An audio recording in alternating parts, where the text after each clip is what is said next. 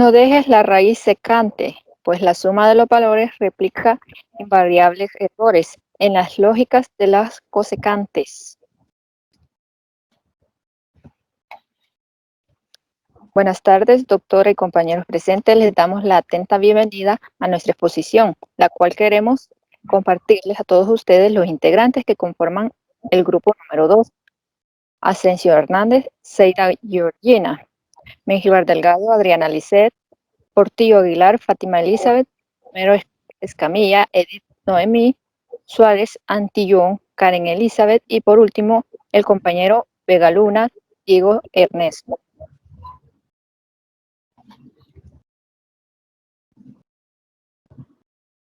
Como siguiente punto le damos a conocer el nombre creativo de el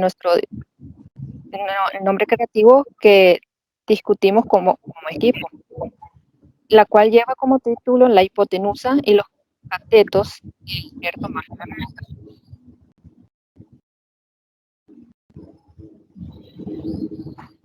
Hablemos un poco sobre los datos bibliográficos de Tomás Ferrer. Su nombre completo es Vicente Alberto Ferrer, nacido el 25 de julio de 1968 y falleció el 4 de septiembre de 1932. Escritor e intelectualista salvadoreño de personalidad polémica. Fue una de las figuras más dinámicas de la vida cultural y política del país, por lo que ejerció una fuerte influencia en las generaciones más jóvenes.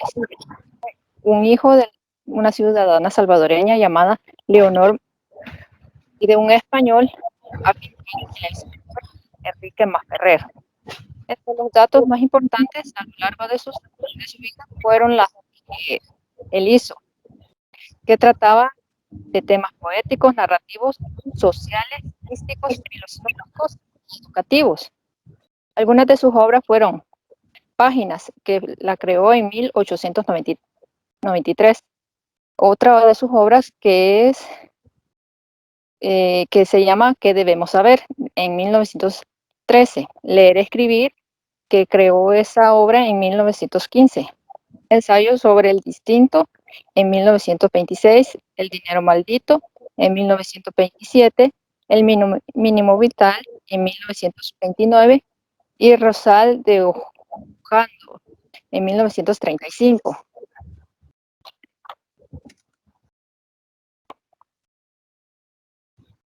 Las nuevas ideas. Ese fue el ensayo en que nos pasamos como equipo. Un aporte muy importante que este autor nos ofrece es su visión respecto a la recepción de la figura y sus obras que Masferrer, ya que esto nos identificó en su tiempo y en la actualidad, un pueblo revolucionario peligroso. Por eso lo dejamos solo como un discurso.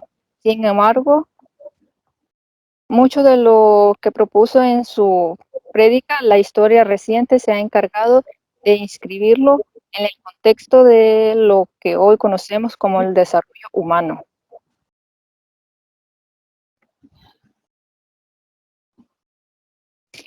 ¿Cuál es la intención comunicativa que trata de expresar el autor? Es importante hacer una lectura sobre las obras de Ferrer, haciendo una especie de arqueología histórica para ver desde aquello que se ha desechado. ¿Qué es lo que puede generar nuevas ideas que ilumine la actualidad realidad que vive nuestro país, El Salvador? Por esa razón es que la principal intención comunicativa del Grupo Ferrer es dar a conocer las acciones que realiza la burguesía en esta sociedad capitalista por la realidad de muchas personas. Es totalmente diferente por el sufrimiento de ser libre como persona, el no ser maltratado y sobre todo por un salario que sea digno.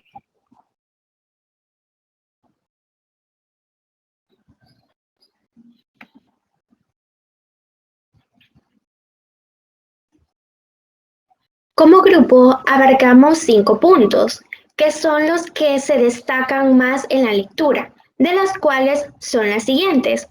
El primero es el contexto cultural. En la cultura, en este aspecto, habla sobre nuestro país, de la manera como los campesinos desarrollaban su vida, costumbres e ideologías que estos tenían. Un ejemplo que hace mención es la tradición de beber agua ardiente los domingos.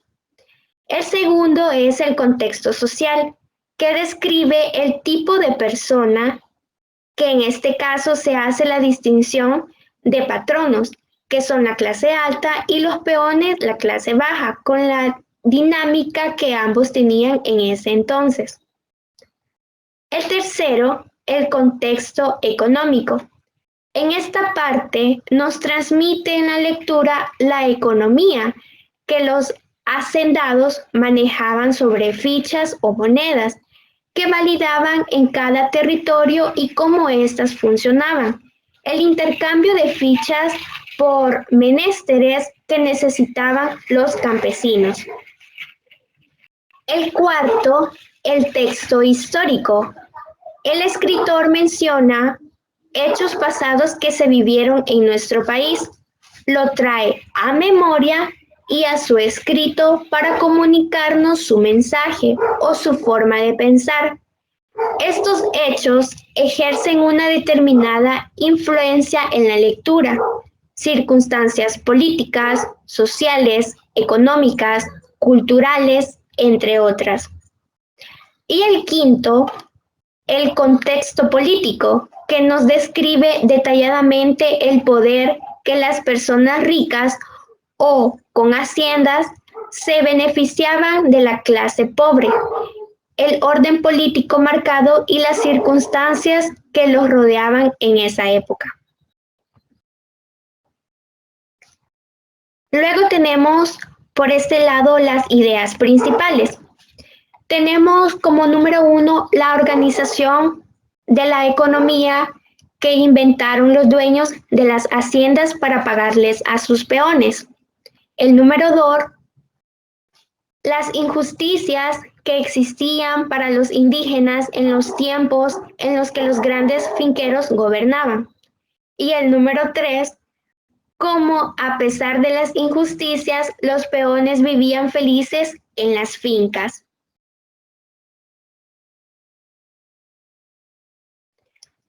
Ahora bien, tenemos por acá las ideas secundarias que reflejan la lectura. Número 1, con la vida deplorable en que vivían los peones, ya que ellos sentían que estaban en un paraíso terrenal.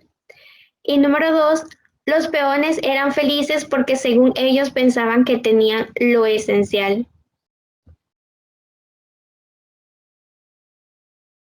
El objetivo principal de la lectura nos habla sobre las injusticias sociales que nos han repercutido psicológica, económica y cómo éstas se han vuelto parte de nuestro diario vivir, ocasionando que las veamos de una manera fraterna sin cuestionar las intenciones de los demás. Maferrer vio que la situación de los pobres, indígenas y campesinos de su tiempo era maltratados por la vida que la estructura de poder de la sociedad les forzó a vivir, y desde el sentido común como base de un conocimiento distinto de la realidad, descubre que dicha realidad necesita ser transformada para que sea una realidad que genere vida para todos. Es así como Maferrer también descubre que ese sentido común provee ciertas bases para la transformación de la realidad al desenmascararla como una sociedad injusta. Por tanto, para tener una comprensión más adecuada del pensamiento social y político de Maferrer, sea necesario ubicarlo y analizarlo en el contexto social, político, económico y filosófico en el que vivió este pensador. ¿En qué nos ayuda el texto para nuestras vidas? Esta lectura nos hace un llamado a abrir los ojos y la mente, a darnos cuenta que los de arriba no siempre tienen las mejores de las intenciones en ayudarnos, sino más bien que lo poco que recibimos es con el fin de obtener algún beneficio de nuestra parte. Es un llamado a despertar y luchar por lo que nos corresponde, nos invita a salir de nuestros límites y ser dueños de nuestro destino. De esta manera queremos dar la finalización con unas palabras que van relacionados con el título de nuestro trabajo. Con él podemos hallar la hipotenusa y los lados. 2 datos nos pueden dar y el tercero el calculado.